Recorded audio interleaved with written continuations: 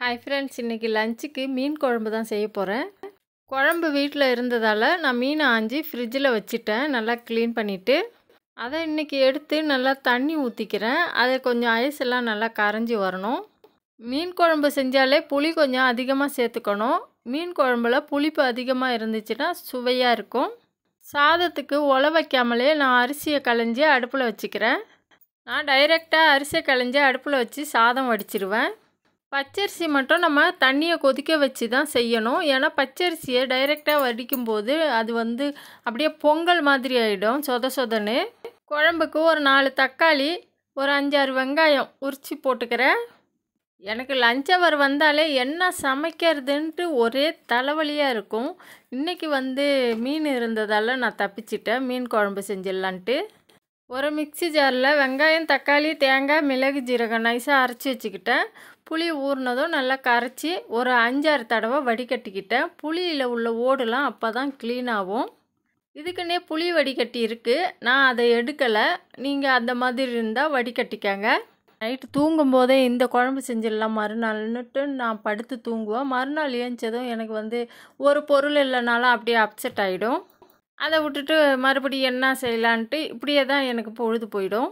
எறா, மீன், நண்டு, சிக்கன் இதை தவிர மற்ற குழம்புக்கெல்லாம் எனக்கு பிரச்சனை தான் வரும். இதை செய்யலாமா அதை செய்யலாமான்ட்டு யோசிக்கும் போதே பொழுது போயிடும்.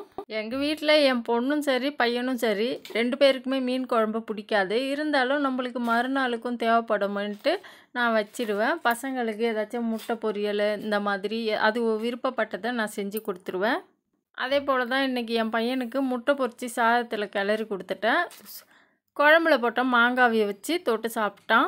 சாதம் ரெடி ஆயிடுச்சு, நான் வடிச்சிக்கிறேன். முன்னாடிலாம் நான் 1 டம்ளர் அரிசிக்கு 2 டம்ளர் தண்ணி வச்சு நிரப்பாத்து சாதம் வடிச்சிருவேன். வடிக்க மாட்டேன், அப்படியே சாதம் ரெடி ஆகிடும். இப்போல்லாம் நான் தண்ணியில் வச்சு கொதிக்க வச்சு சாதம் வெந்ததும் அப்படியே வடிச்சிக்கிறேன். சாதம் வடிஞ்சதும் நிமித்திட்டு அரம்பில் உள்ள சாதத்தெல்லாம் வடிச்சிட்டு நான் வேறு பாத்திரத்தில் மாற்றிடுவேன். இந்த மாதிரி செய்கிறதால சாதம் குழையாமல் அப்படியே பொல பொலன்னு இருக்கும். நான் புளி தண்ணியில் தேவையான அளவுக்கு மிளகாய்த்தூள் சேர்த்துக்கிறேன். வீட்லேயே அரைச்ச குழம்பு மிளகாய்த்தூள் இது. எல்லா வித மசாலா பொருட்களும் சேர்த்து காய வச்சு நல்லா மிஷினில் கொடுத்து அரைச்சிப்போம். இதில் அரைச்சி வச்ச மசாலாவை சேர்த்துட்டு தேவையான அளவுக்கு உப்பு சேர்த்து நல்லா கரைச்சிக்கிறேன். இந்த மிளகாய்த்தூள் எல்லா வித குழம்புக்கும் சூப்பராக இருக்கும். நான் இன்றைக்கி மண்சட்டியில் தான் குழம்பு வைக்க போகிறேன். நான் ஏற்கனவே மண்சட்டியில் குழம்பு வச்சதால் அந்த எண்ணெய்லாம் அப்படியே வரம்பில் வருது பாருங்கள், வெள்ளை வெள்ளைன்ட்டு.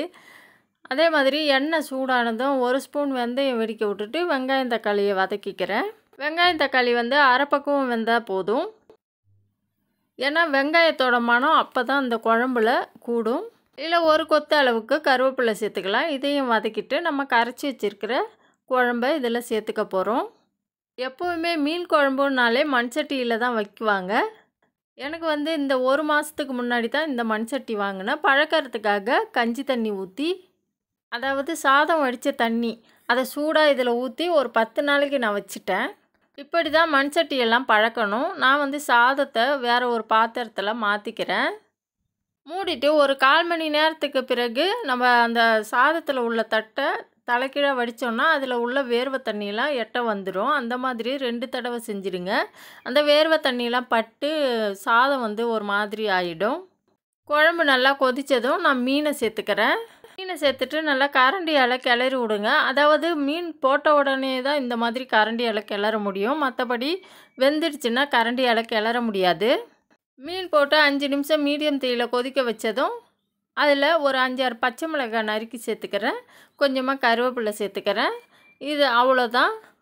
மறுபடியும் 5 நிமிஷம் மீடியம் தீயிலே நல்லா கொதிக்க வச்சுட்டு அடுப்பை சிம்மில் வச்சுக்கோங்க. குழம்பு இறக்க போகிற டைமில் நம்மளுக்கு தேவையான அளவு மாங்காவை வெட்டி இந்த மாதிரி சேர்த்துக்கங்க. மீன் குழம்புல மாங்காய் சேர்க்குறதால டேஸ்ட்டு சூப்பராக இருக்கும். கடைசியாக மாங்காவை சேர்த்துட்டு இந்த மாதிரி 2 பக்கமும் துணியை பிடிச்சி நம்ம சுற்றி விடணும் அந்த சட்டியை. அவ்வளோதான், மீன் குழம்பு தயார். வாங்க சாப்பிட்லாம். தேங்க்யூ, பாய்.